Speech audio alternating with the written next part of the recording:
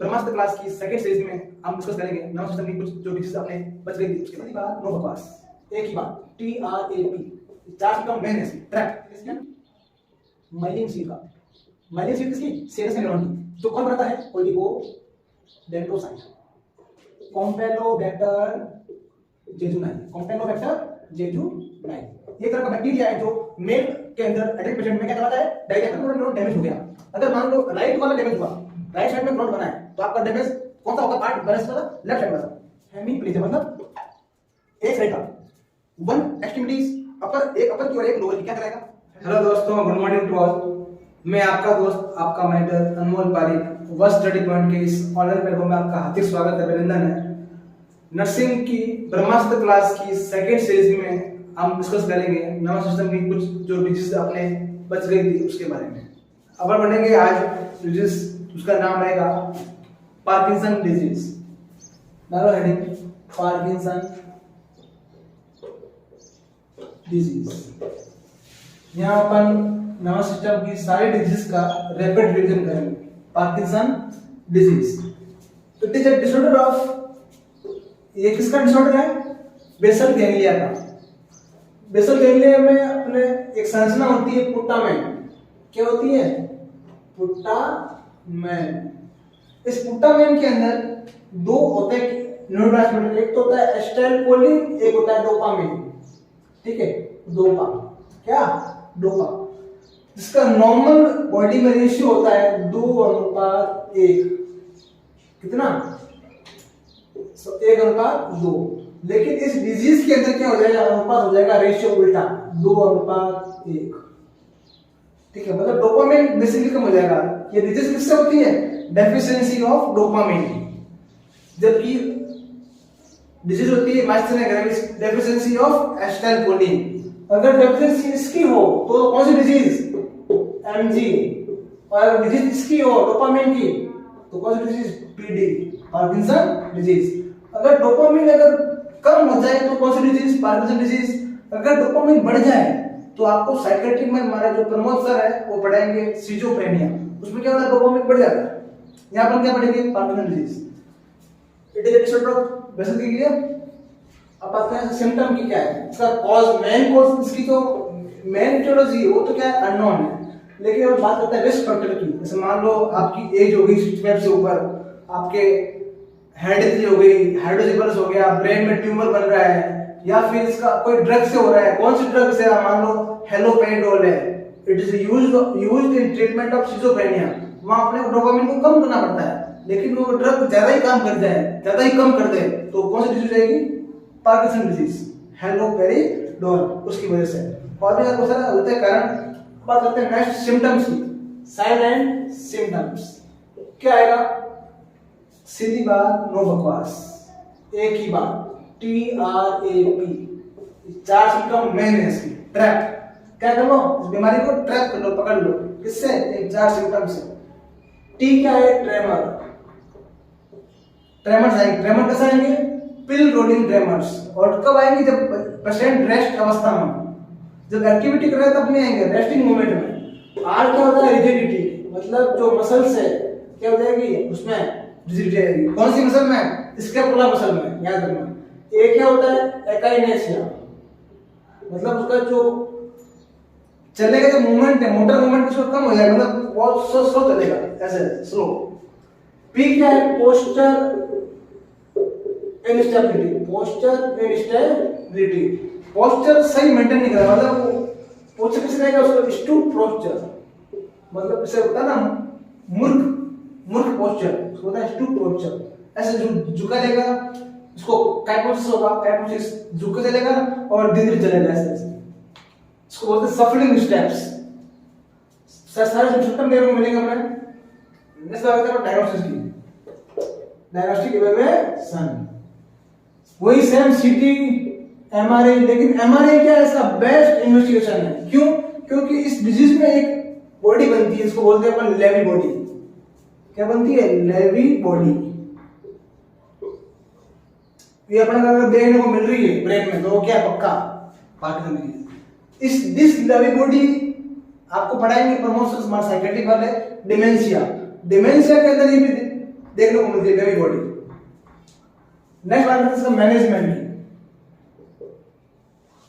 अब क्या करना है, डोपामिन तो क्या दे दो, डोपामिन दे दो। डोपामिन अपन डायरेक्ट दे सकते नहीं, क्योंकि ये डायरेक्ट अगर दे दी आएगी तो ये ब्लड ब्रेन बैरियर को क्रॉस नहीं कर पाएगा। अपने को वहां तक पहुंचाना है, असर कहाँ दिखाना है, अपने को ब्रेन में दिखाना है। तो डोपामिन अगर ओनली दे दी तो बीबीबी होता है अपने जो ब्लड में जो बनाती है अपने साइट, इसको क्रॉस नहीं कर पाएगी ओनली डोपामिन, तो इसको किसी न किसी फॉर्म में देते हैं। डोपामिन का यूज करते हैं प्रीकर्सर, वो क्या है, ड्रग ऑफ चॉइस क्या लिखी इसमें, levodopa. Very very very important, levodopa, drug of choice in Parkinson disease. इसके अलावा काम ऐसा अपन कार्बिडोपा है, दोनों का कॉम्बिनेशन है लीवोकार्बिडोपा का। तो ये ऑल आउट हो गया अपने पार्किंसन डिजीज के बारे में। तो अब हम पढ़ेंगे नेक्स्ट डिजीज के बारे में। हालांकि वो डिजीज नहीं है लेकिन एक कंडीशन है, उसका नाम है सीजर। क्या है सीजर?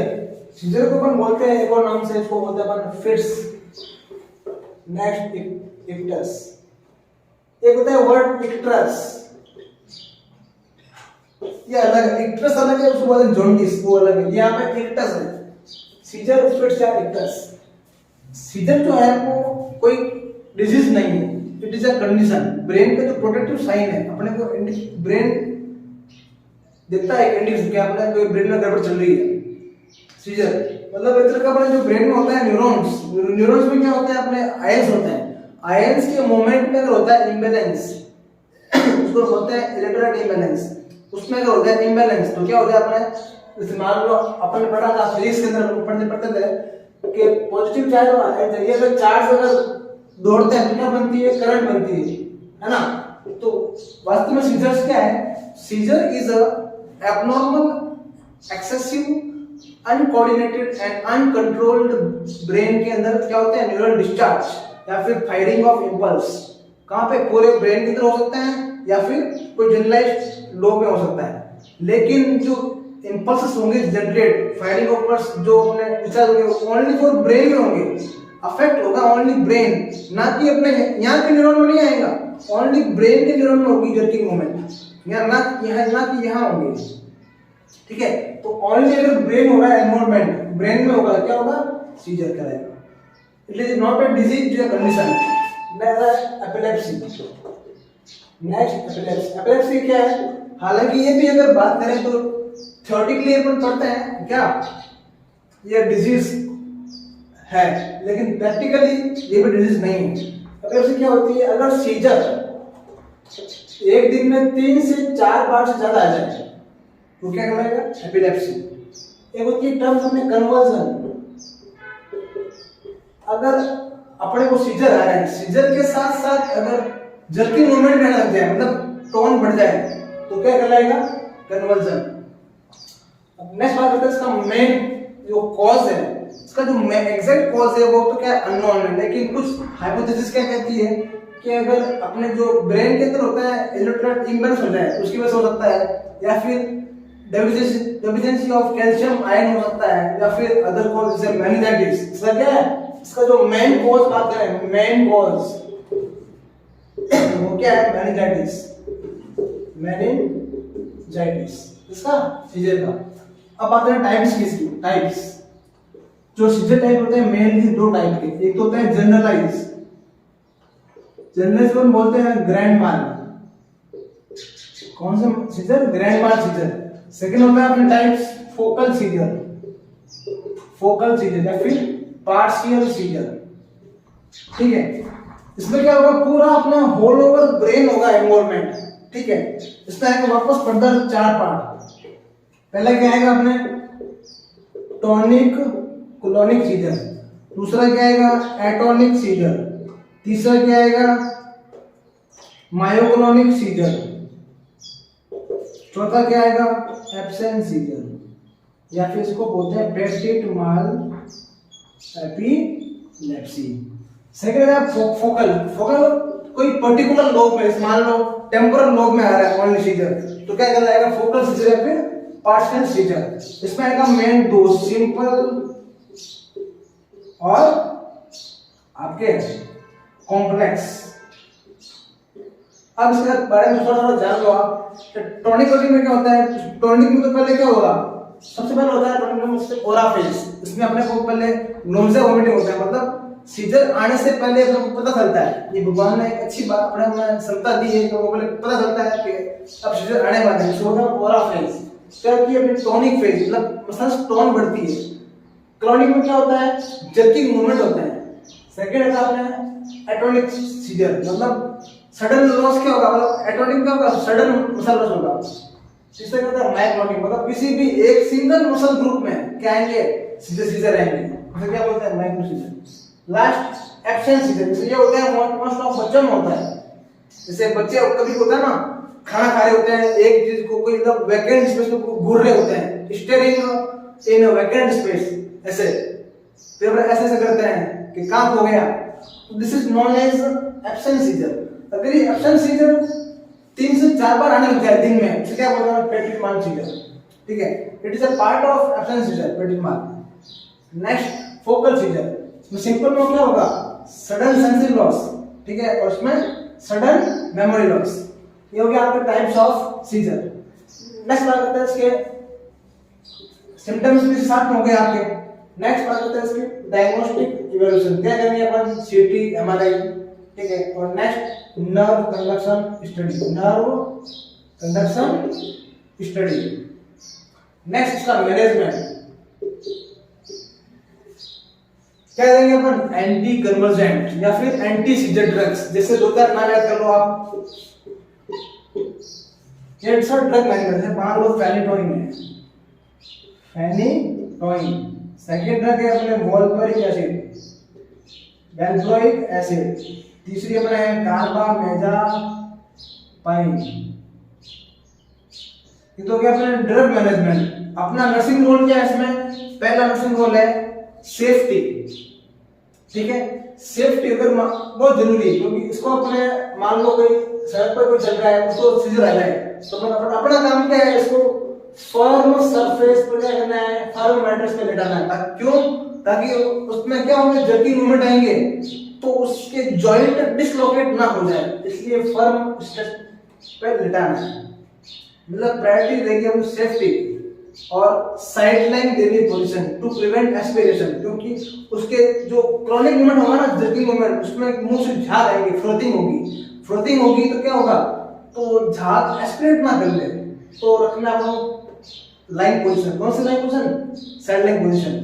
उसके बाद में क्या रखना आपको ध्यान, टॉनिक फेज में क्या होता है, मसल टोन बढ़ जाती है, तो अपनी जो है, जो जबड़ा है वो रहता है लॉक, उससे टंग बाइट का रहता है रिस्क। टंग बाइट को प्रिवेंट करने के लिए अपन क्या करते हैं, ओरा फेस के अंदर, मतलब सीजर आने वाले हैं तो पहले क्या करेंगे, अपन टंग बाइट लगा देंगे, अगर टंग डिप्रेशर उसको बोलते हैं अपन माउथ गैग, वो लगा लेंगे टू प्रिवेंट टंग बाइट। तो सो होल अबाउट सीजर। अपन पढ़ेंगे मल्टीपल स्क्लेरोसिस, मल्टीपल स्क्लेरोसिस। ये जो बीमारी है, it is a disorder of CNS, किसका, सीएनएस का डिसऑर्डर है। सीएनएस में भी किसका, सीएनएस की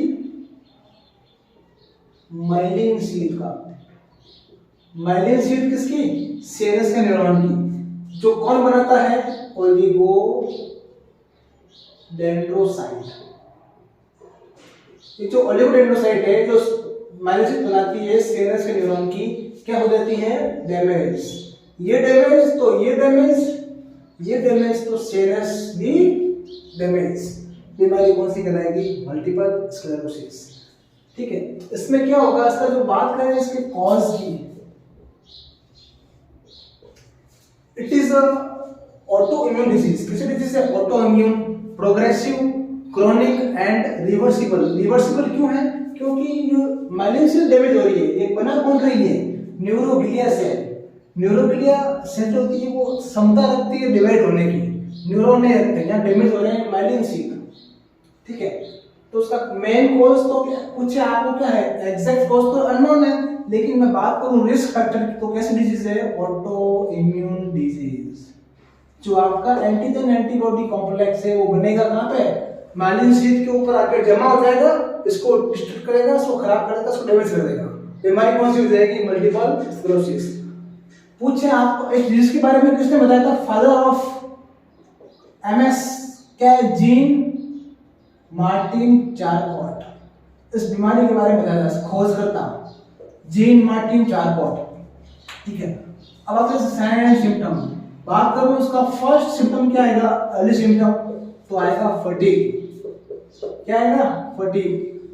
ठीक है, फटीग आएगा। सेकंड क्या सिम्टम आएगा? डिप्लोपिया। डिप्लोपिया मतलब ब्लड विजन। ठीक है, अब बात करें main very very important classical symptom क्या आएगा? Very very very important, descending paralysis. Descending paralysis, descending paralysis, इस सिम्टम के कारण ही इस बीमारी को हम पहचानते हैं। नाम आ गया, अपने दिमाग में एक विजन सेट कर लो कि बीमारी कौन सी? Multiple sclerosis. तो कौन सा होगा पैरालाइसिस? Descending paralysis. अगर बढ़ेंगे जीबी सिंड्रोम, गुलेनबर्ग सिंड्रोम, उसमें क्या होगा? Ascending paralysis. बस बीमारी की आप जड़ पकड़ लो, बीमारी खुद आपके कदमों में आ जाएगी। इसकी जड़ क्या है? Descending paralysis. मतलब डिसेंडिंग क्या होता है? नीचे उतरना। मतलब पहले तो क्या होगा? अपना फेस का होगा पैरालाइसिस, मसल्स का, फिर धीरे धीरे नेक का होगा, फिर चेस्ट का होगा, फिर लोअर स्पिस होगा, धीरे धीरे मतलब अप टू डाउन क्या होगा? Muscle paralysis. ठीक है, नेक्स्ट बात करते हैं डायग्नोस्टिक इवैल्यूएशन। क्या करेंगे? सीटी स्कैन, एक्सरे, एमआरआई कराएंगे। नहीं तो क्या बेस्ट हो जाएगा? एमआरआई में क्या पता चल जाएगा हमें को कि मैलिन उसकी डैमेज हुई है या नहीं हुई है। ठीक है, एमआरआई। नेक्स्ट बात करते हैं मैनेजमेंट। अब पेशेंट को अगर फटीग हो रही तो अपना नर्सिंग रोल क्या रहेगा? उसको बिटवीन एक्टिविटी क्या करना है? रेस्ट प्रोवाइड करना है। और धीरे धीरे रेस्पिरेटरी फेलियर होगा तो नर्स को क्या करना है? इमरजेंसी तौर पे इमरजेंसी ट्रॉली पे क्या करना है? ईटी और टीटी ट्यूब तैयार रखनी है, एंडोट्रेकियल ट्यूब और ट्रैकेस्टोमी ट्यूब एज अ इमरजेंसी जरूरत पड़ सकती है। ठीक है, अब बात करें इसके ड्रग की, फार्माकोलॉजिकल मैनेजमेंट की। ड्रग है, यहाँ पे बात करो अल्टीमेट ड्रग ऑफ चॉइस। इस बीमारी में ड्रग ऑफ चॉइस मत देनी है, सीधी बात, नो बकवास। एक ही याद रखो, बीटा इंटरफेरॉन। बीटा इंटरफेरॉन जो दर्जे पर सबक्यूटेनियस रूट से, कौन से रूट से? सबक्यूटेनियस रूट से। खत्म बात। नेक्स्ट पढ़ेंगे अपन उसके बाद में गुलेनबर्ग सिंड्रोम। अब पढ़ेंगे अपन इसी से मिलती जुलती बीमारी कौन सी? गुलेनबर्ग सिंड्रोम, जीबी सिंड्रोम, जो कि किससे लिंक है? मल्टीपल स्क्लेरोसिस से।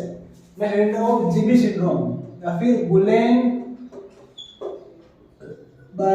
सिंड्रोम। गुलेनबर्ग सिंड्रोम, इसमें क्या होता है? पूरा का पूरा उल्टा है। किससे? मल्टीपल स्क्लेरोसिस से। मान लिया था सीएनएस था, यहाँ पे क्या? पीएनएस के न्यूरॉन कौन बनाती है? पीएनएस के न्यूरॉन की क्या हो जाती है? Myelin sheath.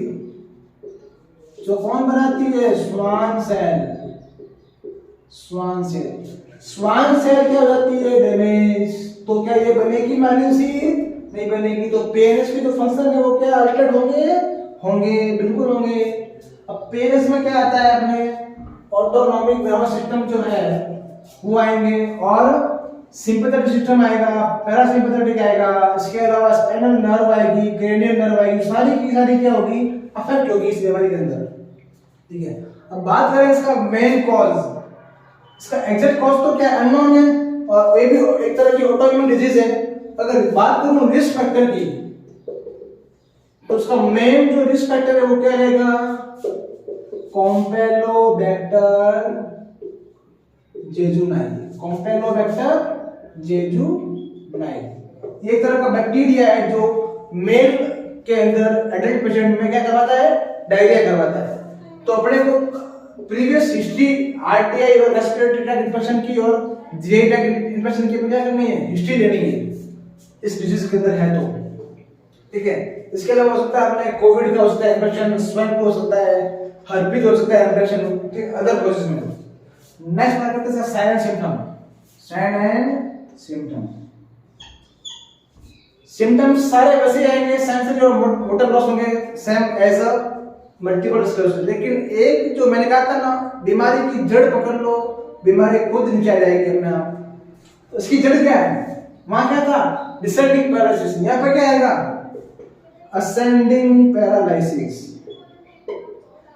असेंडिंग पैरालाइसिस मतलब नीचे से ऊपर की ओर। कंफ्यूज मत होना, सीधा कंफ्यूज होने की बात ही नहीं है, दोनों में से एक को याद कर लो, बात खत्म, दैट्स ऑल। असेंडिंग का मतलब क्या होता है? ऊपर। तो मतलब क्या हुआ? ऊपर की ओर होगा पैरालाइसिस। तो पहले होगा पाँवों में, पाँवों से एब्डोमेन, एब्डोमेन से नेक, चेस्ट, फेस, फिर ऊपर तक, ठीक है, असेंडिंग मेथड में। तो धीरे धीरे ऊपर आएगा तो रेस्पिरेटरी फेलियर हो जाएगा, तो डेथ किसको होगी? फाइनली टू रेस्पिरेटरी फेलियर, ठीक है। अब उसके बाद बात करते हैं इसका मैनेजमेंट।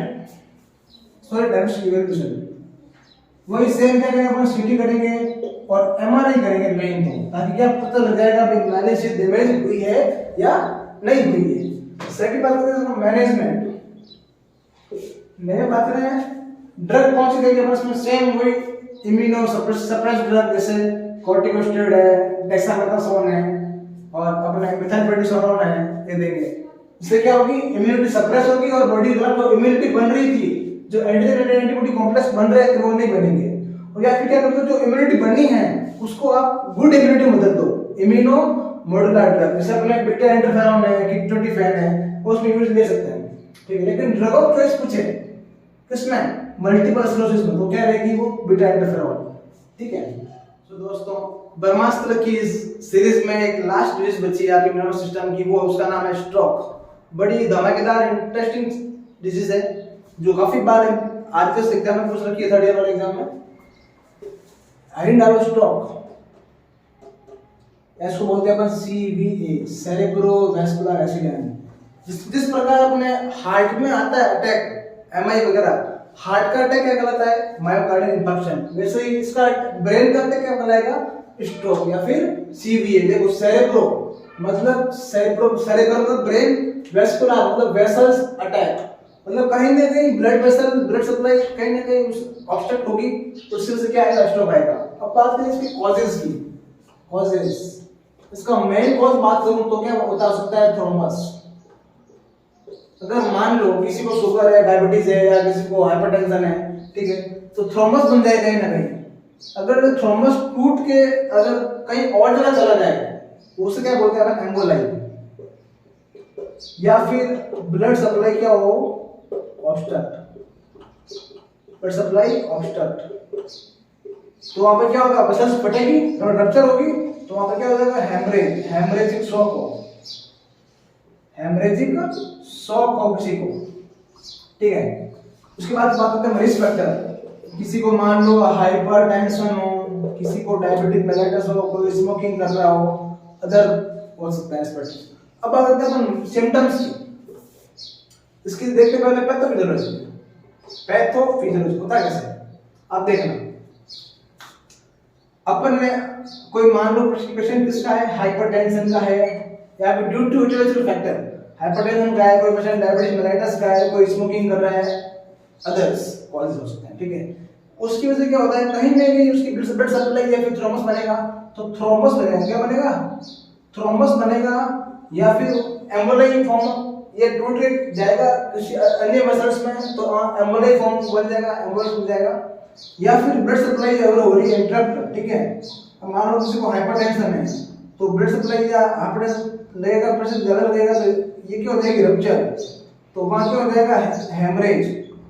तो वहां बन जाएगा अपने क्लॉट, क्या बन जाएगा? क्लॉट। ये तरह खून के तके बन जाएंगे ब्रेन के अंदर, तो अल्टीमेटली पूरा ब्रेन होगा अफेक्ट और सेंसरी और मोटर फंक्शन लॉस होंगे। इसके बाद में बात करेंगे अपन साइलेंट सिम्टम्स की। साइलेंट सिम्टम्स किसके? स्ट्रोक के। क्या आएंगे अपने?